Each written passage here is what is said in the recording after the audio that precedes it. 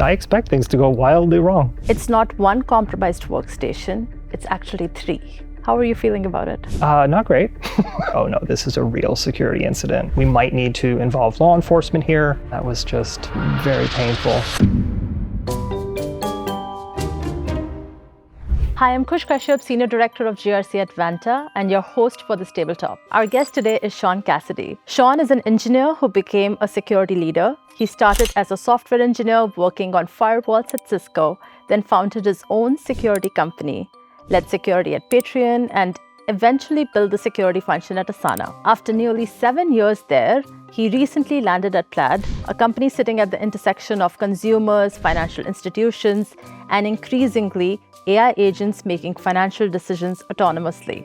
But today, Sean is in the hot seat playing CISO at It's Electric. I'm excited. So here are the rules for you, Sean. You're now the CISO at It's Electric. It's a 10,000 employee utility company serving customers across the country. A scenario unfolds with multiple injects. Sean will give his live reaction. At the end, he'll decide real incident or fiction. Sean, are you ready for the tabletop? I'm ready. Here's the scenario. It's mid-morning on a Tuesday. You get a call from Mike, one of the floor operators at a local power station. He was watching his workstation when the mouse started moving on its own. He grabbed the keyboard, but by the time he took control, he could see that someone had been inside the plant's control system and they had changed the configuration. Mike corrected them manually before any downstream impacts could happen.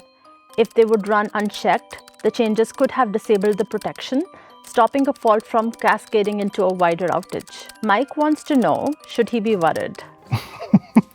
Yeah, I think so. I think it's a very reasonable thing to be worried about. I would probably, because he's on the phone with me, ask him, like, did you install any remote desktop? Did you need help with your computer recently and you contacted who you thought was IT? It's a very common attack vector. I'd probably ask him those kinds of questions. But yeah, I think this is very reasonable to be worried about this.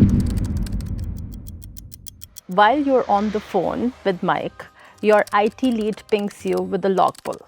It's not one compromised workstation, it's actually 3. Mm-hmm. The same remote access tool is showing active or recently active sessions on 2 other control terminals in different locations. Mike's station was the only one where changes were made, but you don't know what was accessed on the others. Yeah, this is where my mind goes from this could be an isolated incident, it could just be a mic problem, and to now it's oh no, this is a real security incident. Now we need to spin up all of the things. I don't have 100% confirmation of this, but I trust my IT people, and I would be okay, great. Whatever button we need to press to initiate security incident response, that's what we're going to do. Probably the first order of business is to try and see what's happening. What would your next 10 minutes look like? The next 10 minutes would probably be starting that process, paging the people who need to be paged. Is it corporate security or IT security? Trying to make sure we can understand and we can get this right scope for it. For example, can we, on our EDR, can we fully understand how many of these are happening? Is it 3 or is it 3,000? Just because it's 3 doesn't mean it's not severe, but that can help scope the problem. But yeah, really trying to get all of the right incident responders online looking at this is my most important next step. So Mike isn't sure how long the session was running before he noticed. Does the uncertainty about the window change how you respond? At this point, user reports aren't that important to me. We're going to use our laptop forensics and our tooling more than user reports. It's interesting that he doesn't know. It wasn't a very clearly defined, I did this thing and then there was a problem. But I don't think that I would use that as a primary piece of evidence here. We're going to hand it over to the incident responders. We're going to do laptop forensics. You mentioned one thing briefly before where you said that now that you are aware that there were 3 more systems, it does seem like a security incident. One thing that I want to ask you is, if the changes were corrected before anything reached the public or any downstream implications did make their way, does that affect whether you treat this as an active incident, especially with 2 other terminals unaccounted for? This is definitely going to be a security incident no matter what. Definitely would not just try to sweep it under the rug and say, oh, the attacker didn't do anything. Great. I'm going to go back to the beach or whatever the thing is. No, this is a real important thing that we need to look into. We can't sweep this under the rug or kind of say like, oh, nothing bad happened, therefore we don't have to investigate. One last question before we go into our next inject is, Mike is a floor operator. He's not IT. What do you need from him right now that he may not know how to give to you? I would like to know like his last few hours, still the source of this is unknown at the moment, right? So was there some social engineering going on? Did something happen? He clicked on a particular email. Was he looking for help for an IT issue? And he thought he reached out to It's Electric IT, but he reached out to some other watering hole type attack. That kind of narrative would be very important. He might not know how to give that to me. Sometimes people's personal accounts can be kind of confused, right? But I would love to know, like, from his perspective, what happened, what went wrong and when. Your quick call within the first 30 minutes, who are you speed dialing first, the CEO or the lawyer? General counsel first. General counsel is always my partner in crime, or not crime, partner in doing it right. That is the first person I would call, our legal contact or general counsel or both. And we would be sharing up to the minute details about what happened or what didn't happen. And I like working with the general counsel because not only is their job to protect the company and they're fantastic about it, we can establish attorney-client privilege early if necessary. And they're very used to dealing with the level of uncertainty, whereas sometimes CEOs can react in different ways. Like they could overreact or underreact, whereas like a general counsel is like, usually a very reliable partner. Here is your second inject. After digging in, here's what the logs show. The changes were executed using valid credentials. A service account tied to a third-party vendor that installed a remote access tool about 4 years ago for routine maintenance support. All 3 sessions trace back to the same vendor service account. You see the tool is still active and the account was never deprovisioned, even though the vendor contract expired 18 months ago. One more detail, the session originated from an IP address outside the US. What do you do next? I think the most important thing to do next is probably disable that tool. So we're going to do a few concurrent streams here. We're going to spin up one work stream that's like, turn that off everywhere. Every single place we can, we're going to turn that off. And then the other side is going to be, we're going to start investigating what happened. What did they do? Is it really only 3? Is it more than that? And then we're going to see what they started to do. The fact that it's outside the US is interesting, right? Lots of threat actors are outside the US. But I really want to know what happened and I want to stop the bleeding. The remote access tool has been running Undiscovered for 4 years. Does that tell you anything about your security program and visibility program? Is this the kind of conversation you need to have with your board? Yes. I would probably say ideally this would have been a great conversation to have prior to the incident, that we don't have a full accounting of our software inventory, that we don't know what's running, that we don't have a full list of all of our vendors. I think that would have been a great conversation to have 6-12 months ago. But now that this has happened, we have to talk about it. And that this would absolutely be a top risk in our risk register. We would absolutely be talking to the board or executive committee about it and talking about how we handle vendor contracts, vendor offboarding, make sure our employee offboarding is top-notch, all of that. The session originated from a foreign IP, but attribution isn't confirmed yet. So are you going to lead with a possible nation-state actor in your internal briefing, or are you sitting on that detail until you're more certain? How are you thinking about the risk of each? This is where I would lean on my legal counterpart a little bit, because once it's outside, I want to start the process of law enforcement. We might need to involve law enforcement here.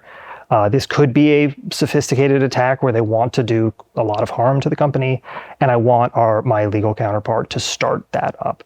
I don't want to start speculating who exactly it is just yet. It's honestly, that's not going to be critical right now. That can be critical later on in the investigation, after we've closed off all of the low-hanging fruit. It's nice to do a little bit of attribution, to do some kind of mapping to make sure that We understand the TTPs, right? The exact techniques and tactics that each threat actor will use to make sure that we've fully remediated the incident, but that's later on. That's not right now. I want to touch upon the compliance aspects a little bit. So the vendor account that was never deprovisioned, that's a NERC SIP 013 supply chain failure. There is also a SIP 005 remote access failure. Knowing there is a potential compliance violation on the table, does that change how you sequence your response, or is that a next week or a later problem? I think that's a next week problem. It's not a super late problem. It's not like we'll revisit this in 6 months, but next week is going to be when we're done with the really acute problem, like, okay, we've locked down these accounts, we've understood this. There might be problems with other vendors and other software, and it might actually be the exact same scenario again and again and again. Vendor proliferation is such that there might be several remote access tools or similar type things. But that's not going to happen today. That's going to happen next week. Before you answer the next inject, this is the twist. I'm sorry to say your general counsel is unreachable. Oh, great. They are on a transatlantic flight and the Wi-Fi isn't working. Guess they don't have Starlink yet. To make matters worse, your outside legal firm is in a conflict hold on related utility matter. Basically, you have no legal counsel available for the next 24 hours. Everything you decide from here is something you own. Okay. How are you feeling about it? Not great. I wish that we should have done some business continuity planning here. But we just got to roll with it, right? So obviously we can't make this whole incident attorney-client privileged. There's no attorney present. And we can't get legal advice. We're just going to do the best we can to remediate this without legal help. Hopefully we have some kind of like incident response retainer. We can maybe set that up, right? So we can have some external help from some forensics firm. But yeah, not feeling great about not having my legal partner. Here is your Inject 3. This is what's next. A name has surfaced. Your team pulls the account history, and the person who originally set up that vendor's remote access account using a shared credential that nobody ever rotated is a former employee. They were terminated 6 months ago. Their internal IT access was killed on day one of their termination, but that login still works and it's still in their name. So now you're looking at two theories. One is an external actor got hold of the vendor credentials. Or second, someone who used to be inside is responsible. One path is a cyber incident, the other is a named individual that would require HR, possibly law enforcement, a different set of obligations. Your CEO is waiting and they want to know if this is an outside attack or an inside job. What do you tell them? I don't view these like wildly different. I view these as pretty similar. This person who doesn't work here anymore is an outsider to the company. And it just probably a different motivation, right? They might have an axe to grind or something like that. And the law enforcement angle changes then, right? If this person is in the US versus kind of a nation state attacker. But the incident response itself is going to just assume that they're an adversary to us. Doesn't matter who or why. I really like having two separate theories. I love having like working theories that we can prove or disprove, we can gather evidence for or against. And I would encourage the team to try to keep these two theories alive and try to see which one seems to be more true. Was there a certain time of day activity that implies one over the other, or certain tactics that were used that implies one or the other? And that will obviously affect our remediation steps, our post-incident action items, depending on which one it turns out to be. But I would treat these as like, at least in the early incident, these are the same thing. Got it. You do have a name tied to that account. At what point do you share it with the CEO before attribution is confirmed? It would depend on my relationship with the CEO. I think if we were close partners, I wouldn't mind saying, like, hey, we have some theories here, because that would signal that we are working hard and diligently. But if we were kind of a little more arm's length, I might keep that a little closer for a little while and wait till I have more certainty here. Because I really don't want to put an individual in the spotlight if they're innocent here. I would like to have a little bit more information before I do that. And there will be time to do that. Like if legal action needs to be taken, like that won't happen today. Mm-hmm. You mentioned that you would treat both the scenarios and both the working theories pretty similarly from an incident remediation perspective. So if you do escalate to law enforcement prematurely and it's an external actor, what's the exposure? And if you wait and it was a formal employee, what did you miss? Yeah, great question. If we wait and it's a former employee, that can really result in some negative outcomes for law enforcement. This person might have left the country or is hard to get. Key evidence might be lost. They might delete things. They might realize that they're, we're on to them kind of thing. So law enforcement early on the named person version is important. On the external one, I actually like having law enforcement in early because they are actually a really helpful source for attribution. Like this seems similar to other attacks that they've seen. They have a very wide view on these things. So we typically like to involve them early if this is a real incident. I think where it gets expensive to involve them is if it's not real yet. Like if you don't know, if you have a suspicion something might be wrong. But if something's wrong and damage has happened, absolutely involve law enforcement. Does the uncertainty around attribution changes what goes into public holding statement, or does it matter at the stage? How far are we into the response? We're still in week 1. We're still in week 1? Yeah. We don't need to publicly give attribution just yet. That will come in the weeks and months ahead. And I think especially when you're having public statements, it's expensive to get this wrong. And it can be kind of embarrassing if you're like, hey, this is a very severe nation state actor and is super sophisticated and it turns out it wasn't. It turns out it was a password that wasn't rotated from a former employee. It can be embarrassing to walk that back. And vice versa, if you name the employee and it turns out it was a nation state attacker, like that's a big deal, right? So once we have a lot of certainty around this, then we can go public with the theory on attribution. And the real reason to have some kind of public communication about this is like obligations to customers, partners, other vendors, and usually they don't need attribution early. They need to know what they need to do, what information was compromised, that's what they want to know. That sounds good. Especially this is a utility company, so the government may get involved as well. Correct. Okay, Sean, so you can take a deep breath now. We are fast forwarding 3 weeks. Okay. Access points have been closed. The investigation is ongoing. A preliminary report has been drafted for CISA and ISAC, and your team is assessing whether this meets the threshold for a mandatory NERC reportable incident filing or not. Looking back at the full arc, the dormant vendor account, the legacy tool, the operator who witnessed the mouse move, what was the single decision or non-decision that put its electric on this path? I think the decision here, or the process that went wrong is the vendor management offboarding / employee offboarding, like rotating those credentials, offboarding vendors. It's a very common thing to forget and to miss because when you're terminating a relationship, nothing breaks if you don't do anything. You don't notice. Whereas when you're onboarding a vendor, there's all this stuff you need to do to set them up, right? But when you're turning them off, that's the time you actually need to do this. So that's the kind of key thing that was missed here. And that's really going to be like going forward, a big part of the changes to the security program is like an inventory of which vendors are doing what. Are they active? Are they being decommissioned? Is that decommission work finished? All of those things. And it also should actually be involved in our security assessments, our penetration tests of like assessing this stuff. Are there old remote access tools? Are there old VPNs set up that we need to take down? That sort of thing. That makes sense. Got it. Especially when it comes to critical infrastructure and yes. All the access and application security that goes into it.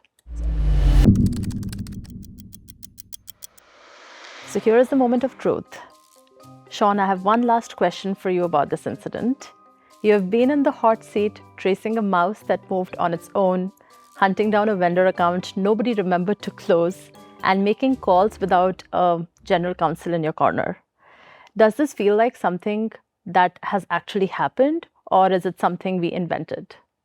I feel like there's a lot of realistic things here. This could have happened. So yeah, I'll go with it happened. So if we were to ask you for your final answer, is this scenario real or fiction? I'm going to say real. Real? Here is what I'll say. In 2021, an operator at a water treatment plant in Oldsmar, Florida, watched his mouse move on its own and caught someone pushing chemical levels dangerously high. It's the same story we work through today, a vendor remote access tool left running for years with one alert human as the last line of defense. But then the real incident got really strange because the FBI reportedly couldn't confirm anyone broke in at all. Oldsmar's own city manager later called it a non-event and most likely operator error. So real or fiction, we won't know. But the scenario we walk through today is based on real events, and the real event itself, the one that put OT or operational technology security on the front page, they got cited in congressional briefings that reshaped how the industry thinks about vendor access and remote tools, may never have been an attack at all. Wow. Let's do a quick round of off the table, our opportunity to get off the cuff answers on big security questions. Okay. Sean, are you ready? I'm ready. Awesome. What's the single most common reason vendor access never gets cleaned up after a contract ends? I think it's what I said earlier in that when you turn off a vendor, like you don't have to turn it off, right? Like everything keeps working. You just don't pay the bill anymore. And sometimes things just keep working. Like that's the key reason, right? And usually it's no one's job to make sure vendors are turned off. When is the moment in an OT incident when most organizations realize their IT playbook doesn't apply? IT playbooks are really good for common events, right? Of like, oh, this happens 10 times a day, right? And those uncommon events, like mouse moving on your own, perhaps, like very rare to happen. That's not in the playbook, right? You don't know exactly what to do. This has never happened before. You need to think on your feet and see what's going on. Yeah, it's hard to attribute something like that to like a system failure or a bug. Yeah, it's true. What's one thing you would require of every third-party vendor before they touch an operational system? I would say the one thing I would require is that they need to have identity and access management firmly handled. This is single sign-on, this is SAML, this is automated provisioning and deprovisioning. That stuff is so important. It may have affected this one because if it was automatically turned off, this whole incident might not have happened. Every security leader has one incident that still makes them shake their head. Something strange, unexpected, or almost too absurd to believe. What's yours, if you can share? A previous company I worked at had, like many companies, lots of developers, had lots of access to production. And one day, the production database went missing. And when I say went missing, it just wasn't there anymore. And we were wondering what happened. And one of the engineers accidentally deleted the database. And you might be like, how could an engineer accidentally delete the database? But it was the case of startups moving quickly. And we actually at first thought it was some kind of hacker going on because like it's such an extreme action to take to delete an entire database. And it's not in any engineer's normal playbook to do. But it was literally just an accident. It was a script error. And we spent a decent amount of time trying to recover from that. Luckily, we had some backups, minimal data loss, but that one always sticks in my mind because it's like, yeah, that was just very painful. Wow. Are we talking about days and weeks of security team's time spent on figuring it out, or? This was several hours, maybe like a day and a half of trying to figure this out because we were worried that what if we spun up the database and put it back on, but they just took it down again. Like if they have access and they're turning things off, like could this just keep happening? Luckily, it was kind of an insider accidental type thing. Gosh, I just hope that it didn't happen on a holiday or during the weekend. No, luckily it was during normal working hours. Amazing. Last question. Anything else that we didn't cover in our conversation today about this incident? There's so many interesting things with things like this, like laptop forensics and like logging in EDR. Like I think that could have really, really helped here, like exactly what connections were being made. Because if we had evidence of the remote access tool being used, we could really determine whether or not this was like an actor in the water plant or if it was, operator error. Then the other thing too is it sounds like there's probably some training misses here. And I think training key personnel here on how to spot suspicious behavior and report this stuff. Like, glad he called me, but actually probably not the right way to report security incidents. Sometimes I'm busy. But really, really training would be a massive help here. That makes sense. And we think about these control systems like the SCADA system as like truly OT and truly like manufacturing and technology and IT coming together, but we forget like the security aspects and all those different controls which come together thanks to NERC and SIP and everything else that the government has done in this space. All right, Sean, you survived the tabletop. Thank you so much for being here. Thanks for having me.